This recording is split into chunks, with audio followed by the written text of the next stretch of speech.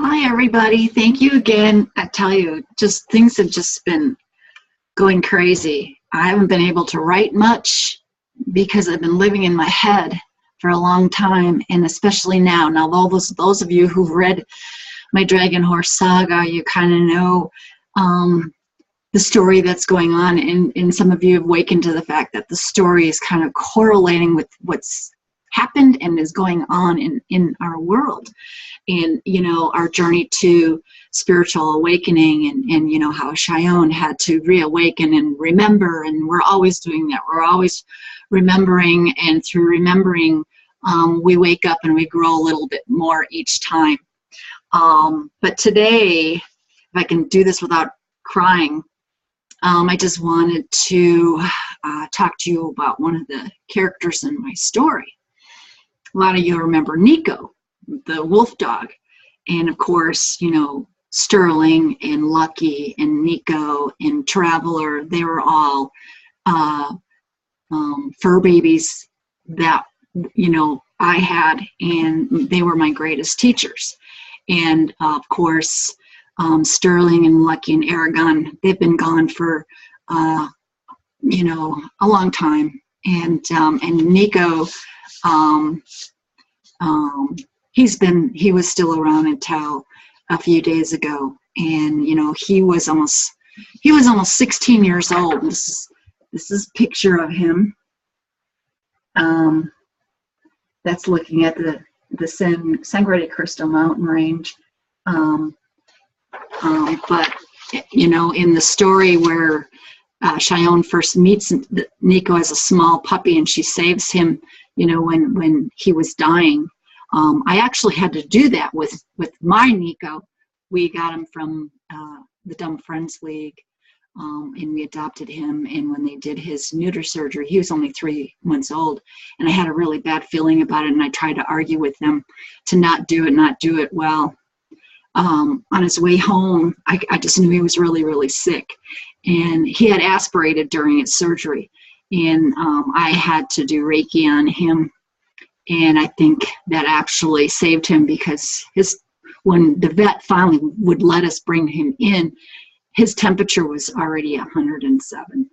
And by rights, he should have been dead. He should have had brain damage. But anyways, so Nico was with us for almost 16 years. And he was my protector, my great protector. And, I think he had to stick with me, because everybody's like, I can't believe he's still around. This dog is going to live forever. Well, energetically, there's a lot going on in our world, and that's what I write about in my books. And right now, here we are, the end of September. There's such a great amount of energies coming in to help us evolve. This is such a great time. 2012, we all waited for 2012. That was the beginning. 2012 was when Gaia, Earth, when she evolved, ascended, and she brought us with her. This is our time now. And I think because Nico, he already knew what was going on, and he knew it. He got me through to this point in time. He kept me alive and sane so I could do my work as a light worker, a light warrior, a way shower. I recognized that it was his time to retire. I'm sorry. It's always hard, and we really need to look at it as a celebration, because that's what it was. It was his time, and we picked up on it, and we knew that he was tired. But saying goodbye is really, really hard, because you all know, we've all been there. But I think we deal with, are we really getting the true his true decision? I mean, he had already made up the decision to go when we were finally hearing it, because we would have never helped him cross the Rainbow Bridge otherwise. And his last couple of days, he was really, really uncomfortable, and he wasn't sleeping in his dream. He wasn't over, when dogs get older and they sleep and they kick and, they're running in their dreams, it's because they're already half on the other side. As soon as they sleep, they're back in the other world, and they're with their, with their friends and those who are waiting for them. And he wasn't doing that anymore. he wasn't able to sleep. He would sleep for a few minutes and then he would get up, and we just knew that he was so uncomfortable and his kidneys were already shutting down. And so we made the decision to help him across the Rainbow Bridge. And, you know, when my husband took him to the vet, he got out and he actually ran around the vet office. And before, he would just be so scared. Oh, I know where I'm at. And it was like his sign to my husband that he was ready to go. Well, that very same day, I just had to get out of the house. And a lot of my animals, when they cross over, I always ask for a sign. And you people, you should do this too, because they will, if you ask.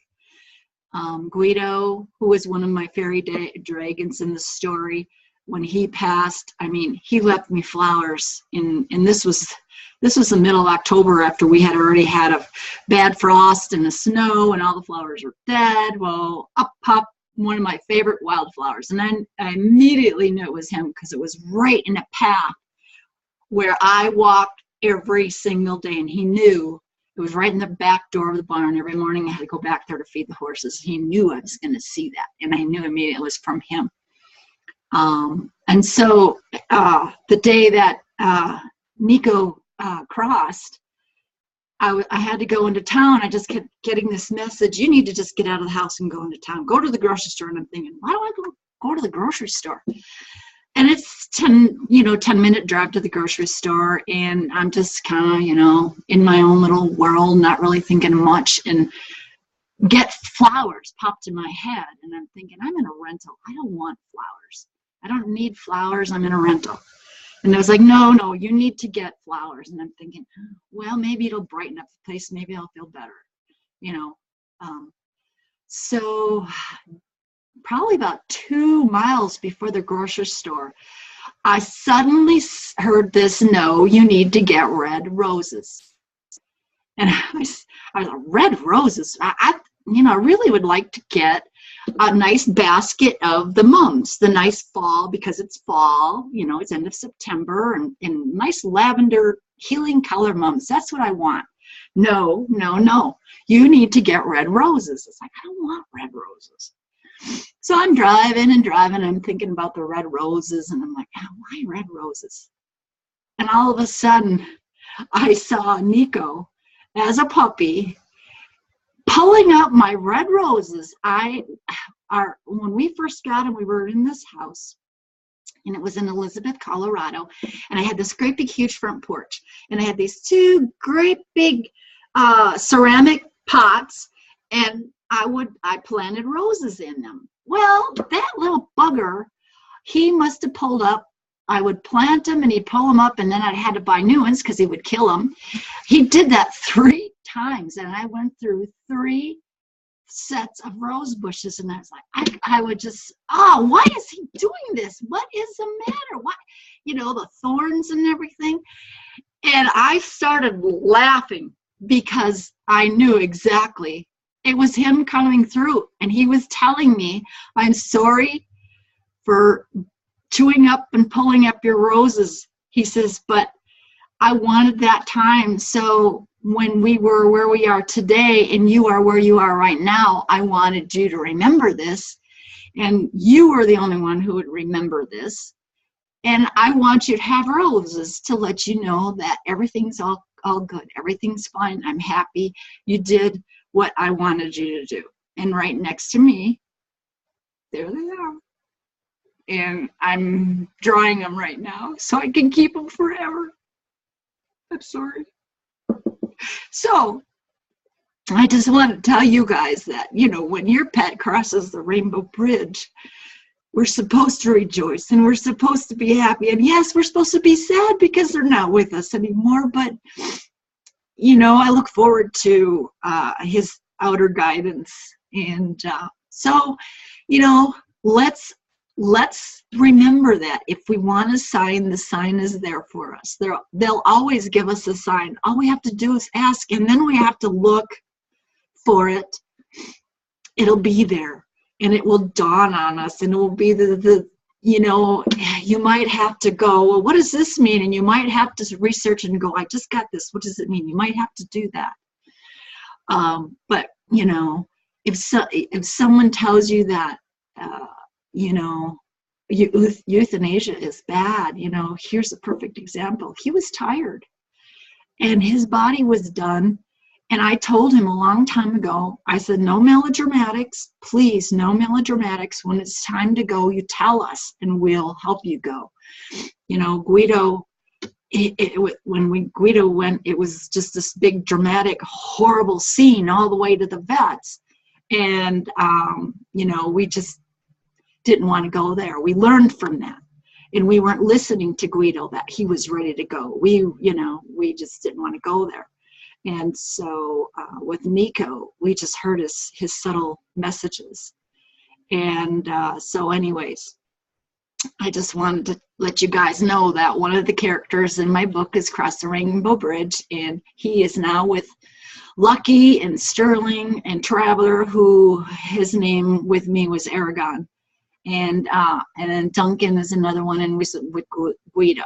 And so they're all together, and I know that I will see them again because, and you know, we're coming into Halloween, and you know, that's when the veil between the worlds is thinnest. And I always make an altar, and I have pictures and things that I've collected from each of them, and I put them on the altar, and you know, it's just another time of spending with them when they were here, you know, with me on this planet, and you know, all the great things that we experienced together, and what a great journey it was. And sometimes I'm jealous because I'm still here on the grind and they're over there, and you know, so and that's weird too, isn't it? It's just weird when they go and the next morning or right after you're eating something or drinking something, and you're just like, wow, they're over there and I'm still here doing this, and I'm here drinking, I'm still eating, and you know, so that's another thing that's really strange. But anyways, so I just wanted to touch bases with you all, because I know a lot of my dog lovers, when they read the books, they want to know more about the dogs, Nico, and he is in the third book. And when this world finally settles down, I can finish that third book, and we will see what happens with Nico in the third book. So anyways, enough about that. And I'm sorry I cried. I'm a big baby, you know, empath. I feel things deeper than most people. So thank you for listening again. And you know, here I am still in my rental. Yay, you know, but transition. We're always transitioning. So anyways, thanks a lot, guys. And we'll talk to you soon. Namaste.